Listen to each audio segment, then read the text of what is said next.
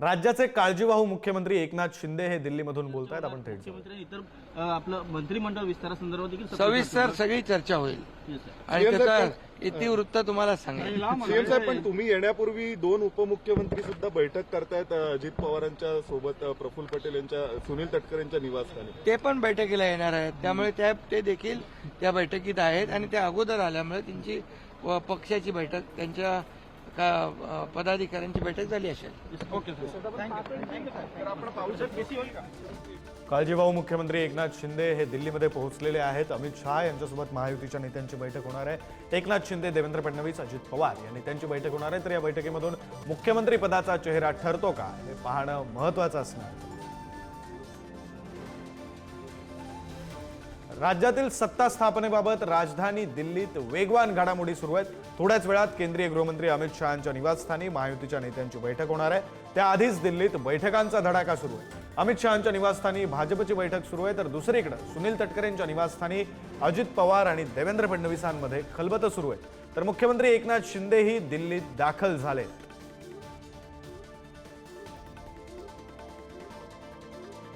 ही तीन दृश्य आपण पाहतोय. शहांच्या घरी भाजपची बैठक सुरू आहे, त्या संदर्भातली दृश्य, त्या बैठकीसाठी नेते पोहोचतानाची दृश्य. तर फडणवीस आणि अजित पवार यांची भेट झालेली आहे.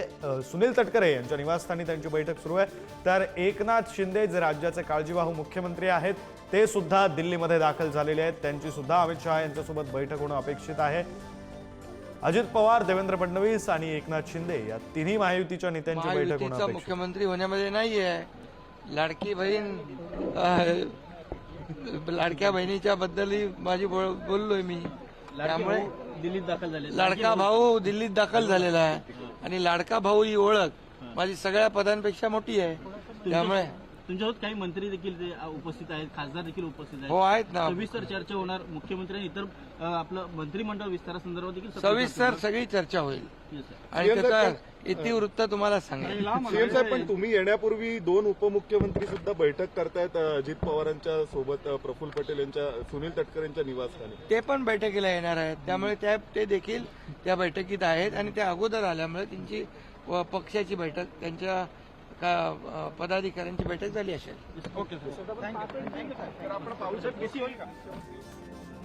बातमी आपण पाहतोय. एकनाथ शिंदे हे सुद्धा आता दिल्लीमध्ये दाखल झालेले आहेत. खरे तर राज्यामध्ये मुख्यमंत्री कोण होणार या प्रश्नाकडे संपूर्ण राज्याचं लक्ष लागलेलं आहे आणि त्याच अनुषंगाने ही बैठक अतिशय महत्त्वाची, कारण केंद्रीय गृहमंत्री अमित शहा यांच्यासोबत महायुतीच्या तीनही नेत्यांची आज बैठक पार पडणार आहे.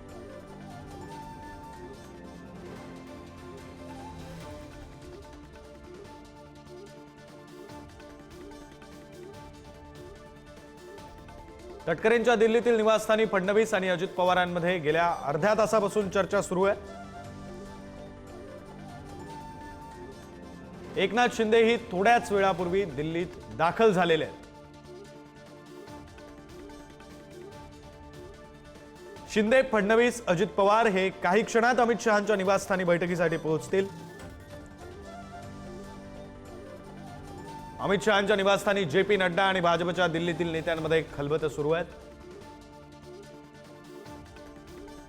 महाराष्ट्रातल्या सत्ता स्थापनेबाबत दिल्लीत घडामोडींना आता वेग आलेला आहे. मुख्यमंत्री पदासह सरकार स्थापनेच्या फॉर्म्युल्यावरही चर्चा होण्याची शक्यता आहे.